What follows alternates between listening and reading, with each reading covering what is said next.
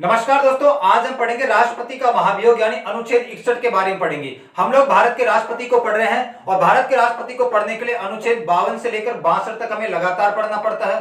अनुच्छेद 52 से लेकर 60 तक हम पिछली क्लास में पढ़ चुके हैं और आज हम पढ़ेंगे अनुच्छेद 61 और 62, जिसमें सबसे महत्वपूर्ण अनुच्छेद 61, जिसमें भारत के राष्ट्रपति को हटाने का तरीका है, जिसको बोला जाता है राष्ट्रपति का महाभियोग, इम्पीचमेंट ऑफ प्रेसिडेंट। भारत के सर्वोच्च पद पर बैठने वाले व्यक्ति को किस तरीके से हटाया जाता है, उस प्रक्रिया का वर्णन अनुच्छेद 61 के अंदर है। तो सबसे पहले ये जानते हैं कि भारत के राष्ट्रपति को हटाया क्यों जाएगा।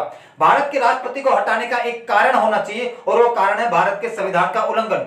यदि भारत का राष्ट्रपति भारत के संविधान का अतिक्रमण करता है, अपनी मनमानी करता है, उसका उल्लंघन करता है, वायोलेशन ऑफ कॉन्स्टिट्यूशन करता है, जैसे अपनी मनमर्जी से गवर्नर बना रहा है, अपनी मनमर्जी से चीफ इलेक्शन कमिश्नर बना रहा है, अपनी मनमर्जी से यूपीएससी का चेयरमैन बना रहा है, मंत्रिमंडल जो सलाह दे रहा है, क्योंकि अनुच्छेद 74 में लिखा हुआ है कि भारत का राष्ट्रपति मंत्रिमंडल की सलाह से काम करेगा। अनुच्छेद 74 में अगर वो मंत्रिपरिषद की सलाह से काम नहीं करे तो ये संविधान का उल्लंघन है। अगर वो वीटो लगाए हर एक बात के ऊपर, ये तो ये संविधान का उल्लंघन है। अगर वो अपनी शक्तियों की मनमानी करे, अपनी मर्जी से भी किसी को अपॉइंट करे किसी भी पद पर, तो ये माना जाएगा भारत के संविधान का उल्लंघन। तो सबसे पहली चीज ये है कि भारत के राष्ट्रपति को हटाया जाएगा यदि वे भारत के संविधान का उल्लंघन करते हैं, अतिक्रमण करते हैं, वो भारत के संविधान को वायोलेट करते हैं। अब सबसे पहले ये बात समझो कि दो आर्टिकल है, बच्चों को सबसे ज्यादा कंफ्यूजन रहता है। भारत का राष्ट्रपति यदि भारत के संविधान का अतिक्रमण करेगा, उल्लंघन करेगा, तो उनको हटाया जाएगा। ये लिखा हुआ है अनुच्छेद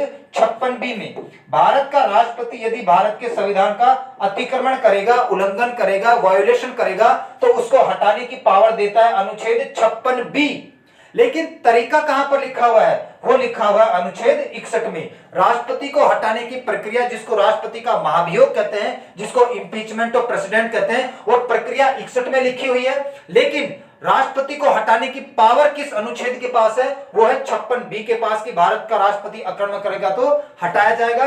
हटाया जाएगा किस प्रक्रिया से? उसको बोलेंगे महाभियोग की प्रक्रिया, जो अनुच्छेद 61 में। तो महाभियोग की प्रक्रिया दो ही लोगों के लिए लाई जाती है स्पेशली, एक तो राष्ट्रपति को हटाने के लिए और एक सुप्रीम कोर्ट या हाई कोर्ट के जज को हटाने के लिए। तो सबसे पहले राष्ट्रपति को हटाएंगे हम, तो कारण होना चाहिए। अब दूसरी बात देखो, एक डेमोक्रेसी की खूबसूरती होती है कि आपके देश के सर्वोच्च पद को बिठाने की एक प्रक्रिया है। सर्वोच्च पद पर बिठाने की एक प्रक्रिया, चुनाव के माध्यम से आप बिठाते हैं, तो दूसरी प्रक्रिया के माध्यम से उसको उतार भी सकते हैं अगर वो संविधान का अतिक्रमण करते हैं।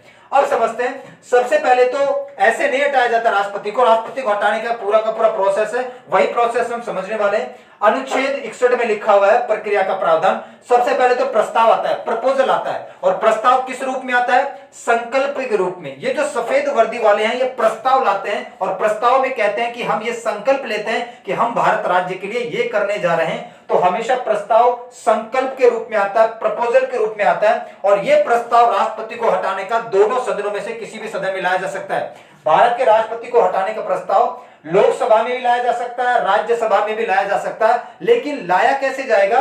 सबसे पहली बात यह कि उस सदन की कुल क्षमता का 1/4 मेंबर ये प्रपोजल लेके आए, ये प्रस्ताव लेकर आए। अगर मान लो कि वो लोकसभा है, तो लोकसभा में टोटल मेंबर कितने हैं? 543।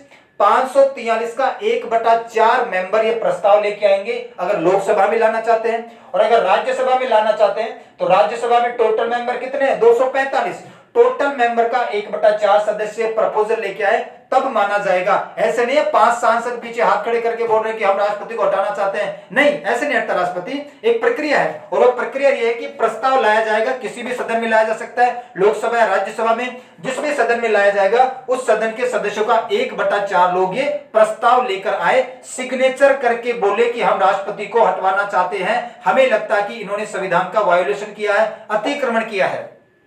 लेकिन इस बात को आपको ध्यान रखना है, राष्ट्रपति को हटाने से पहले, प्रस्ताव लाने से पहले की बात है, प्रस्ताव लाने से पहले आपको राष्ट्रपति को 14 दिन की सूचना देनी पड़ेगी। 2 सप्ताह पहले सूचित करना पड़ेगा कि हम आपके खिलाफ एक संकल्प लेके आ रहे हैं, एक प्रस्ताव लेके आ रहे हैं आपको हटाने का, आपने संविधान का अतिक्रमण किया है। उसके बाद संकल्प, मान लो कि यह प्रस्ताव किसमें आया है? लोकसभा में आया है। लोकसभा के 543 सदस्यों का 1/4 सदस्य ये प्रस्ताव लेकर आए हैं।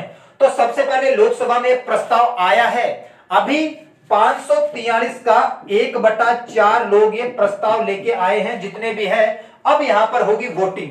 जिस सदन में प्रस्ताव आता है पहले वहां पर वोटिंग होती है, उसको हम बोलते हैं पहला सदन। जहां पर प्रस्ताव आया है उसको पहला सदन बोलो, जो सदन दूसरा बच गया उसको दूसरा सदन बोल लेंगे अपने आप, ठीक है। तो 543 का 1/4 लोग ये प्रस्ताव लेके आए हैं। अभी एक कम सदस्य हैं। अब लोकसभा में होगा चुनाव, लोकसभा में होगा चुनाव, वोटिंग होगी मतलब, ठीक है। और वोटिंग के अंदर 2/3 का विशेष बहुमत होना चाहिए। भारत की लोकसभा के 543 लोगों का 2/3 बहुमत, इतने लोग अगर इसको समर्थन मिल जाता है, बहुमत मिल जाता है, मतलब ये लोकसभा में पास हो चुका है, ठीक है। 2/3 का विशेष बहुमत 2-3 चीजों के लिए होता है। एक तो राष्ट्रपति को हटाने के लिए यूज होता है, या भारत के संविधान की किताब में कोई संशोधन करना है ना, तभी 2/3 विशेष बहुमत का उपयोग होता है। तो लोकसभा में ये आया है, लोकसभा में यहां पर वोटिंग होगी, 2/3 का विशेष बहुमत होना चाहिए। अगर ये पास हो गया है, इस सदन ने इसको पास किया, इसका मतलब यह है कि इसने इसके ऊपर चार्ज लगाया है। प्रस्ताव तो 543 का 1/4 लोग ही लेके आए थे, लेकिन वोटिंग करवाने के बाद 2/3 लोग अगर इसको सपोर्ट कर देते हैं, इसका यह मतलब है कि ज्यादातर लोगों को ऐसा मानना है कि राष्ट्रपति ने वाकई ही संविधान का अतिक्रमण किया है। तो यह सदन क्या कर रहा है, यह सदन इन पर आरोप लगा रहा है, चार्ज लगा रहा है। क्या आरोप लगा रहा है कि राष्ट्रपति ने संविधान का अतिक्रमण किया, संविधान का उल्लंघन किया है। अब अगर इस पहले सदन ने, जिसमें प्रस्ताव आया है उसको पहला सदन बोलते हैं, जो बच गया उसको दूसरा सदन बोलते हैं, इस सदन ने इनके ऊपर आरोप लगा दिया, तो अब आरोपों की जांच होनी चाहिए। आरोपों की जांच कौन करेगा? आरोपों की जांच दो तरीके से कर सकते हैं। एक तो दूसरा सदन खाली पड़ा है, दूसरा सदन इन आरोपों की जांच कर सकता है। सदन खुद आरोपों की जांच कर ले, कमेटी बना ले, 10-5 लोगों की कमेटी बना ले और वो पढ़े लिखे लोग जांच कर ले कि राष्ट्रपति ने किया क्या है। दूसरा, सुप्रीम कोर्ट या हाई कोर्ट के जजों की समिति भी बनाई जा सकती है। सदन ये भी कह सकता है कि भाई सुप्रीम कोर्ट या हाई कोर्ट के जज, सीनियर जजों की एक समिति बना देते हैं, वो समिति भी जांच कर सकती है। तो दो तरीके से ये सदन जांच कर सकता है, या तो खुद सदस्यों की कमेटी बना के जांच कर ले, या दूसरा तरीका है सुप्रीम कोर्ट और हाई कोर्ट के जजों की समिति बनाकर जांच करवा ली जाए। अब ये जो कमेटी रिपोर्ट देगी ना, ये कमेटी की रिपोर्ट इस दूसरे सदन से पास होनी चाहिए, ये ध्यान रखना। ये जो कमेटी ने रिपोर्ट दी है, ये रिपोर्ट दूसरे सदन से पास होनी चाहिए, वो भी 2/3 के बहुमत से पास होनी चाहिए, विशेष बहुमत से पास होनी चाहिए। मतलब ये रिपोर्ट राज्यसभा के अंदर, राज्यसभा के टोटल मेंबर कितने हैं? 245, 245 का 2/3, इतने लोगों का बहुमत चाहिए। और अगर बहुमत मिल गया दूसरे सदन में तो क्या होगा? पारित हो जाएगा। ये पारित हो जाएगा तो ये प्रभाव में आ जाएगा, इफेक्ट में आ जाएगा, और भारत के राष्ट्रपति को हटा दिया जाएगा। भारत के राष्ट्रपति को हटा दिया जाएगा, क्योंकि दोनों सदनों में 2/3 के बहुमत से पारित हो चुका है, ठीक है। अगर ये इस सदन में पारित नहीं होता है तो नहीं हटेगा, इस बात का ध्यान रखना, ठीक है। डायरेक्ट दूसरे सदन में नहीं जाता, पहले जांच की जाती है कमेटी के द्वारा। उस कमेटी की रिपोर्ट को हमें 2/3 के विशेष बहुमत से दूसरे सदन में पास करवाना है। उसके बाद अगर वो पारित हो जाता है तो फिर राष्ट्रपति को हटा दिया जाएगा, ठीक है। अब इसका उल्टा करके देख लेते हैं। मान लो, पहले तो अभी मैंने आपको बताया कि मान लो प्रस्ताव लोकसभा में आया है, अब इसका उल्टा करके देख लो। मान लो कि प्रस्ताव राज्यसभा में आया है, राज्यसभा में प्रस्ताव आया है, मतलब राज्यसभा के 245 के 1/4 लोग ये प्रस्ताव लेके आए हैं। तो अब इसको हम क्या बोल देंगे? राज्यसभा को पहला सदन बोल देंगे। फिर प्रस्ताव आने के बाद राज्यसभा में 2/3 का विशेष बहुमत चाहिए, चुनाव करवाया जाएगा, वोटिंग करवाई जाएगी, 2/3 का विशेष बहुमत यहां पर मिल गया। इसका मतलब यह कि ये वाला सदन चार्ज लगा रहा है, आरोप लगा रहा है। अगर ये सदन आरोप लगा रहा है तो इसको हम पहला सदन बोल लेंगे। बचा कौन सा? ये सदन। तो फिर ये सदन इसके आरोपों की जांच करेगा, खुद भी जांच कर सकता है, या सुप्रीम कोर्ट या हाई कोर्ट के जजों की समिति बनाकर भी जांच करवाई जा सकती है, और फिर उस रिपोर्ट को इस सदन से पास करवाया जाएगा, ठीक है। तो जिस सदन में प्रस्ताव आता है उसको पहला सदन बोलो, जिसमें नहीं आ रहा उसको दूसरा सदन बोलो। जिस सदन में प्रस्ताव आया है उसके अलावा जो सदन बचा है दूसरा, वो आरोपों की जांच करता है। और जब ये प्रस्ताव पास हो जाएगा, राष्ट्रपति का महाभियोग पूरा हो जाएगा, राष्ट्रपति को हटा दिया जाएगा, अब आर्टिकल 361 यहां पर खत्म हो जाएगा। आर्टिकल 361 मैंने आपको अनुच्छेद 14 के टाइम पे भी पढ़ाया था।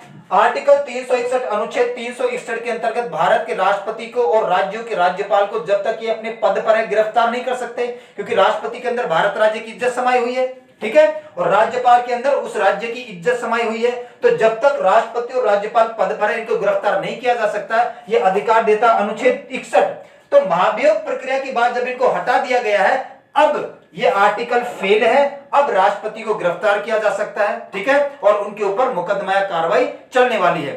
एक और बात का ध्यान रखना है, इस पूरी प्रक्रिया के दौरान भारत का राष्ट्रपति अपने आप को डिफेंड कर सकता है, वहां पर खड़ा रह सकता है, पूरी प्रक्रिया देख सकता है अपनी आंखों से।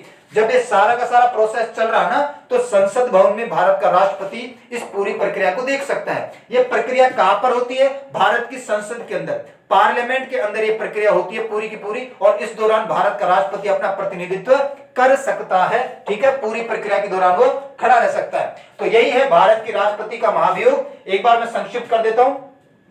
भारत के राष्ट्रपति को हटाने का प्रस्ताव किसी भी सदन में लाया जा सकता है, लोकसभा में या राज्यसभा में, लेकिन लाने के लिए उस सदन की कुल क्षमता का 1/4 सदस्य ये प्रस्ताव लेके आए। प्रस्ताव लाने से पहले राष्ट्रपति को 14 दिन की सूचना दी जाए। जिस सदन में ये प्रस्ताव आया है पहले वहां पर वोटिंग कराई जाएगी, 2/3 का विशेष बहुमत से पास करवाया जाएगा। अगर पास हो जाता है मतलब ये सदन इनके ऊपर आरोप लगा रहा है, और फिर आरोपों की जांच करेगा दूसरा सदन। दूसरा सदन खुद भी जांच कर सकती है, या सुप्रीम कोर्ट या हाई कोर्ट के जजों की समिति बनाकर भी जांच करवाई जा सकती है, और फिर ये रिपोर्ट दूसरा सदन, अभी दूसरे सदन में वोटिंग नहीं हुई है, इस रिपोर्ट को दूसरे सदन में लाया जाएगा, क्योंकि कमेटी के अंदर तो 5-10 लोग है ना, 5-10 लोगों ने तो रिपोर्ट बनाई है।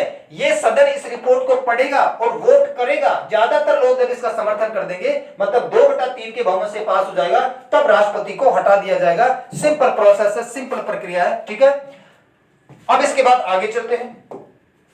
अनुच्छेद 62 के अंदर क्या है? अनुच्छेद 62 के अंदर साफ साफ लिखा हुआ है कि कार्यकाल से पहले चुनाव होना चाहिए। मान लो कि 5 फरवरी को भारत का राष्ट्रपति हटने वाला है, तो भारत का राष्ट्रपति का कार्यकाल पूरा होने के बाद थोड़ी चुनाव करवाओगे। कार्यकाल पूरा होने से पहले चुनाव संपन्न हो जाना चाहिए, नया कैंडिडेट बन जाना चाहिए, ताकि जिस दिन 5 फरवरी को रिटायर हो, अगले दिन नया राष्ट्रपति बनाया जा सके। तो चुनाव कार्यकाल से पहले संपन्न करवाना है चुनाव आयोग को। पहली बात तो ये लिखी हुई है। और दूसरी बात, ठीक है, बीच में भी आपातकाल में भी चुनाव करवाए जा सकते हैं। मान लो कि राष्ट्रपति की डेथ हो गई है, उन्होंने रेजिग्नेशन दे दिया है, या महाभियोग की प्रक्रिया के द्वारा इंपीचमेंट प्रोसेस से उन्हें हटा दिया गया है, ठीक है।